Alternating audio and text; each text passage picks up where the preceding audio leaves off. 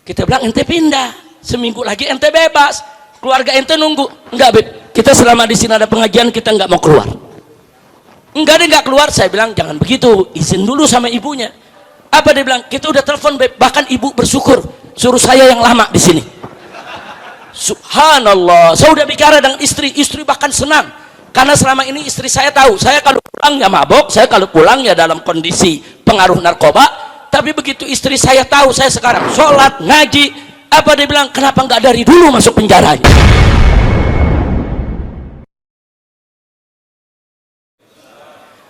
Bismillah, walhamdulillah, wassalatu wassalamu ala rasulillah wa ala alihi wa sahbihi wa mawalah. Ahibail kiram, alhamdulillah kita semua sudah berada di tahun baru Hijriah 1444. Mudah-mudahan di tahun baru Islam ini kita semua bersama-sama membuka lembaran baru untuk semakin meningkatkan iman dan takwa kita kepada Allah Subhanahu wa ta'ala. Amin ya rabbal alamin. Nah, dalam kesempatan ini saya hanya ingin mengajak semua ya ikhwan, ada kekhawatiran yang sangat tinggi ya ikhwan terhadap kaum muslimin di kita punya negeri khususnya yang belum pernah tersentuh dengan dakwah. Nah, kebetulan beberapa hari yang lalu saya bincang diskusi dengan Habib Segaf bin Hasan Baharun dari Dalwa ya ikhwan. Kita bincang-bincang tentang dakwah dan strategi dakwah. Jadi yang paling kita khawatirkan bukan umat Islam yang sering ngaji, bukan. Jadi kalau umat Islam ini yang sering ngaji, yang sholat Jumat, yang hadir di majelis-majelis, kita tidak terlalu khawatir. Ada kekhawatiran, tapi kita tidak terlalu khawatir. Sekurang-kurangnya kalau umat Islam yang masih suka ngaji, duduk di majelis, dekat dengan para habaib, para ulama, para kiai, insya Allah lebih bisa terbentengi akidahnya, syariatnya, akhlaknya, saudara.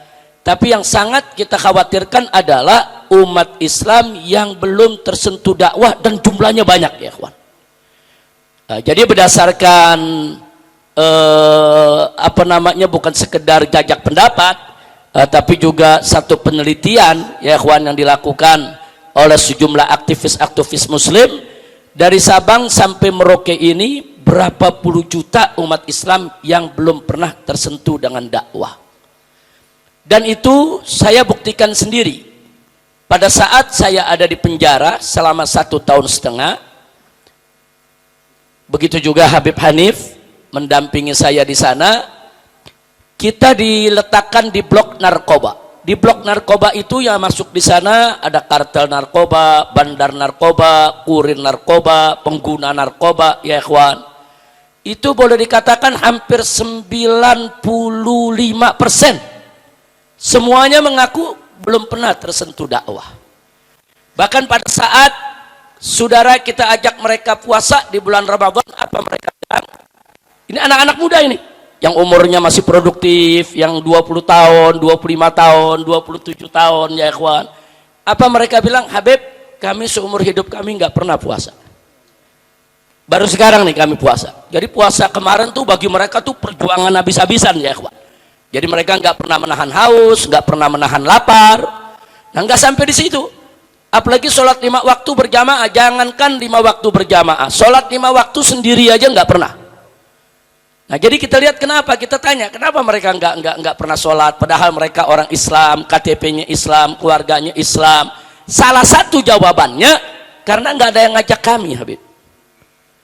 Nah, ini jadi persoalan. Kami mau ke masjid malu.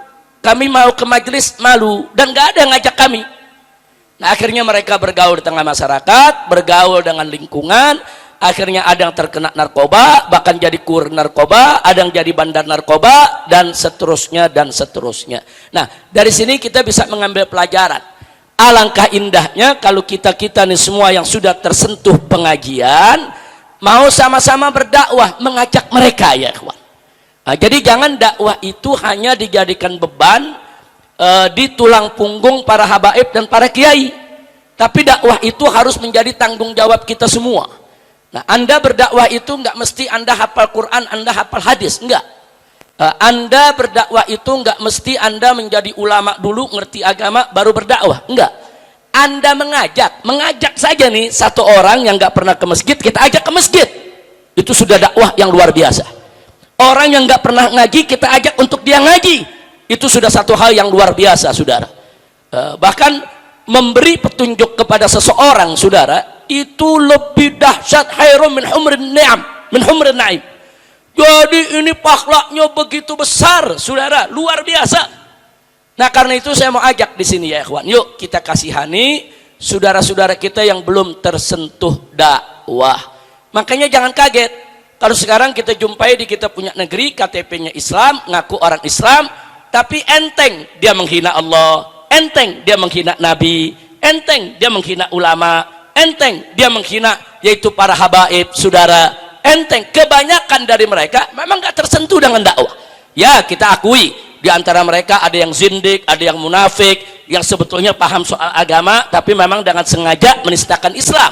Tapi banyak di antara mereka juga para pengikutnya ini yang terhasut, saudara, dengan pemikiran-pemikiran mereka memang gak ngerti Islam. Jadi bagi mereka kalau bergurau bercanda tentang Allah itu biasa-biasa saja. Bagi mereka bergurau bercanda tentang Nabi itu biasa-biasa saja. Karena mereka belum terkena sentuhan agama, sentuhan dakwah. Kesian ya ikhwan. Mereka itu saudara kita. Mereka itu adalah bagian dari tubuh kita. Kesian. Bahkan saudara kadang-kadang ada yang bercerita di dalam blok narkoba sana cerita, Habib, padahal saya punya adik rajin ke masjid. Saya punya adik ikut pengajian, cuman saya nggak pernah diajak. Saya mau minta diajak, malu. Nah, jadi perasaan-perasaan malu seperti itu masih ada menghinggapi mereka. Padahal mereka nggak mesti malu untuk hadir di majelis-majelis. Dan ada lagi yang punya keluhan, Habib saya pernah ke masjid, tapi begitu ke masjid orang-orang nggak mau deket saya. Loh kenapa? Badan saya penuh tato. Nah, jadi ada kadang-kadang dikibir, sekali ke masjid dikibir, ya besok-besok saya nggak berani ke masjid lagi. Nah, hal-hal begini ini menjadi problem kita bersama ya ikhwan. Nah, karena itu dalam rangka saya berkali-kali menyerukan untuk yaitu melakukan revolusi akhlak. Ayo, salah satunya adalah mari kita jadikan revolusi akhlak ini sebagai gelombang ya ikhwan.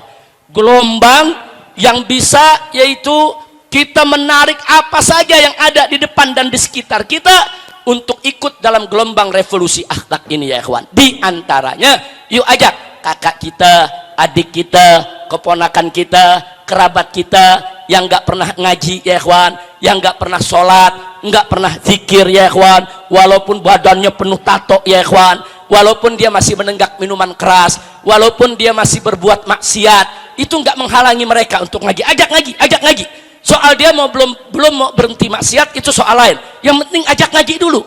Sebab kalau mereka sudah ngaji, mereka tersentuh dakwah, mereka tersentuh zikir, insya Allah nanti nenggak minuman kerasnya berhenti ya ikhwan. Nanti maksiatnya akan dijauhi ya ikhwan. Nah, kalau gara-gara mereka maksiat, mereka mabuk, kita nggak mau ajak, lalu kapan dia tobat? Lalu gara-gara karena dia suka berbuat maksiat, kita nggak mau ajak dia untuk disentuh dengan dakwah, lalu kapan dia akan sadar ya ikhwan? Nah, maka itu bagaimanapun kondisi saudara kita, mau dia pemabuk kek, mau dia maling kek, mau dia rampok kek, mau dia jahat kek ya ikhwan, mau dia zalim kek, yuk kita sentuh dengan sentuhan dakwah kita. Ajak ngaji, ajak zikir, ajak tahlilan, ajak yasinan, ajak marhabanan, ajak ratiban, saudara. Insya Allah, ini kalau yang hadir di sini nih, katakan yang hadir di sini ada 200-300 orang. Kalau Anda bisa menyadarkan satu aja ikut ngaji, besok udah nambah lagi tuh saudara. Saudara kita udah nambah 300 lagi. Nanti begitu berikutnya kita dapat lagi satu lagi di bulan berikutnya, nambah lagi saudara yang sadar. Nah, maka itu yuk saya mau ajak. Pantas kalau Nabi bersabda dalam satu hadis sahih, "Ballighu anni walau ayah." Apa kata Nabi alaihi salatu wasallam? "Ballighu anni walau ayah." Sampaikan dariku walaupun hanya sebuah ayat.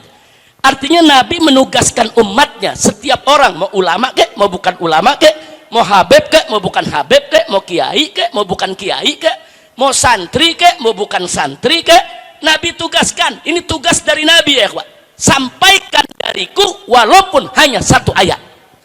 Walaupun hanya sebuah masalah kita ngerti dalam ajaran Islam, sampaikan.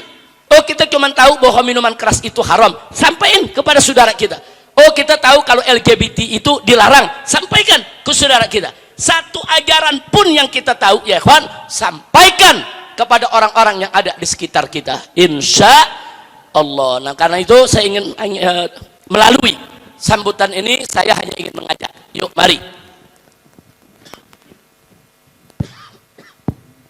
mari kita jadikan gerakan revolusi akhlak ini sebagai gelombang dakwah bersama ya ikhwan, bukan gelombang dakwah sendiri. Kira-kira siap dakwah tidak? Siap mengajak saudara-saudara kita? Jangan kita musuhin ya ikhwan, jangan. Jadi saya dengar sendiri dari mulut mereka, dari cerita mereka, sebetulnya dari dulu saya pengen ikut ngaji, pengen ikut begini, pengen ikut begitu, tapi yang nggak ada bimbing kami, nggak ada yang bimbing kami, nggak ada yang ajarkan kami, nggak ada yang ajak kami. Kami dengar sono ada tablik akbar, sono tablik akbar, pengen datang, tapi entah kenapa malu, dia malu dengan dirinya, dia malu dengan perbuatannya. Tapi kalau diajak saudara, malunya hilang. Asal ada ngajak, ada yang tuntun, udah sini sama aku, sini duduk. Kadang-kadang kita mau duduk di sana nggak tahu Habib apa sih etikanya di sana, bagaimana duduknya, bagaimana nanyanya. Kami takut salah, maka itu kami nggak pernah mau hadir. Nah, jadi bukan mereka nggak hadir, mereka memusuhi kita, enggak. Nah, kalau ini tidak kita sentuh dengan dakwah, nanti liberal yang sentuh mereka. Kalau ini kita tidak sentuh dengan dakwah, nanti kaum munafik dan kaum zindik yang raih mereka, saudara. Kalau ini tidak segera kita rangkul, kita peluk, nanti musuh-musuh Islam yang akan rangkul dan peluk mereka. Nah, ini juga perjuangan kita, ini jihad kita, saudara. Ini hisbah kita, ini dakwah kita. Nah, maka itu sekali lagi yuk ajak. Apalagi kalau ada keluarga kita, ada paman kita, bapak kita, saudara, adik kita, kakak kita yang belum tersentuh dakwah, ajak. Atau ibu kita yang belum tersentuh dakwah, ajak. Nah, jadi jangan cuman kita mempergunjingkan kerabat keluarga kita nggak sholat, kita pergunjingkan. Kita cuman bisa marah-marah, padahal kita nggak pernah ngajak, padahal kita nggak pernah berusaha untuk menyentuh hatinya, menyentuh nuraninya, agar dia kembali ke jalan Allah subhanahu wa ta'ala. Nah, sebagai tambahan, itu di blok narkoba, pada saat saya, Kiai Sobri, Habib Hanif, kita berdakwah ya ikhwan, itu begitu mereka tersentuh dakwah, itu rajin sholat berjamaahnya dahsyat, saudara. Enggak, kita nggak dapetin di luar. Jadi kebetulan mereka ada di penjara, mereka nggak ada kegiatan apa-apa, disentuh sama dakwah, subhanallah. Sholat mereka bukan hanya sholat 5 waktu, saudara. Kita kadang-kadang sampai malu, mereka yang baru sadar, baru tobat, sholat tahajudnya tiap malam ya ikhwan. Tiap malam mereka sholat tahajud, mereka minta diajarin bagaimana niat tahajud, bagaimana cara tahajud, diajarin dikit, paham, langsung mereka kerjakan ya ikhwan. Subhanallah, kita ajak mereka puasa Senin Kemis, kita puasa Daud, rame-rame dia mau. Padahal ini sebelum ke penjara, saudara, ya hidupnya dengan narkoba setiap hari. Saudara, hidupnya setiap hari dengan heroin, dengan morfin, saudara, hidupnya setiap hari hilang akalnya, saudara. Tapi begitu dapat sentuhan dakwah, lain lagi semangat mereka, saudara. Bahkan ada beberapa tahanan yang perlu saya sampaikan di sini, saudara. Ada beberapa orang dia sudah waktunya keluar.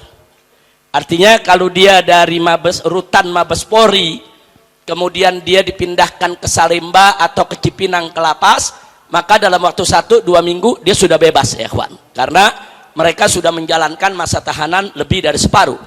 Tapi karena mereka lagi asyik ikut ngaji, mereka nggak mau pindah. Kita bilang ente pindah, seminggu lagi ente bebas, keluarga ente nunggu. Enggak, Beb, kita selama di sini ada pengajian, kita nggak mau keluar. Dia nggak keluar. Saya bilang jangan begitu, izin dulu sama ibunya, izin dulu sama istrinya, coba kontak. Apa dia bilang? Kita udah telepon, Beb, bahkan ibu bersyukur suruh saya yang lama di sini. Subhanallah, saya udah bicara dengan istri bahkan senang, karena selama ini istri saya tahu saya kalau pulang ya mabok, saya kalau pulang ya dalam kondisi pengaruh narkoba. Tapi begitu istri saya tahu saya sekarang sholat, ngaji, apa dia bilang? Kenapa nggak dari dulu masuk penjaranya? Masya Allah. Nih, jadi artinya mereka ini sebetulnya bukan jahat, bukan, belum mendapat sentuhan dakwah ya ikhwan. Nah, maka itu saya ajak semua, siap untuk berdakwah, siap untuk mengajak saudara-saudara kita yang belum tersentuh dakwah. Betul? Takbir, Sallu ala nabi. Allahumma salli wa sallim alaihi. Nah, itu saja yang saya mau sampaikan, itu saja yang saya mau ajak. Mudah-mudahan kesiapan Anda ini saudara menjadi satu catatan di sisi Allah Subhanahu wa taala, menjadi penyebab dibukanya pintu rahmat dan magfirah buat kita semua. Amin ya rabbal alamin. Nah, selanjutnya tidak lupa yuk kita baca doa. Kita mohon kepada Allah bi mu'jizatil Fatihah untuk kita dulu nih semua, agar kita senantiasa diberkahi oleh Allah Subhanahu wa taala.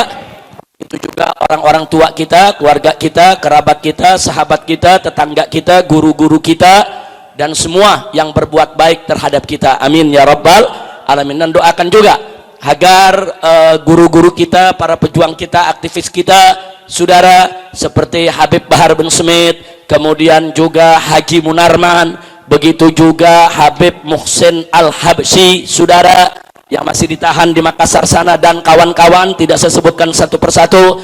Begitu juga Ustadz Edi Mulyadi yang masih ditahan di Rutan Mabespori, dan masih banyak lagi ya ikhwan.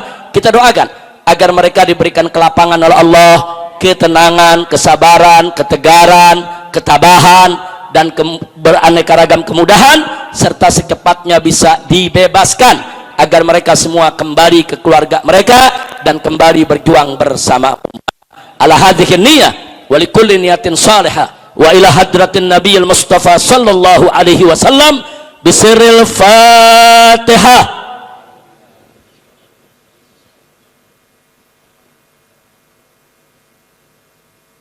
Iyyaka na'budu wa iyyaka nasta'in ihdinas siratal mustaqim siratal. Selanjutnya kita ucapkan terima kasih kepada Bu Ulfa dan jamaahnya yang pada hari ini mengirimkan 300 porsi lontong sayur buat kita makan habis Jumat ini ya ikhwan. Alhamdulillah, mudah-mudahan ibu-ibu kita ini yang semangat ingin juga nanam andil.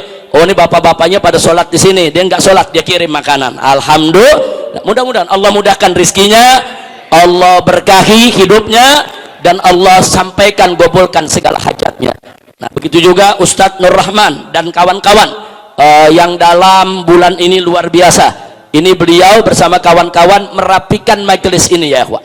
Ini majelis ini membuat mihrabnya saudara, ini nanti disiapkan apa namanya untuk pembuatan kaligrafinya, kemudian kita lihat pintu-pintu yang sudah dirapikan, kemudian juga tempat menerima tamunya.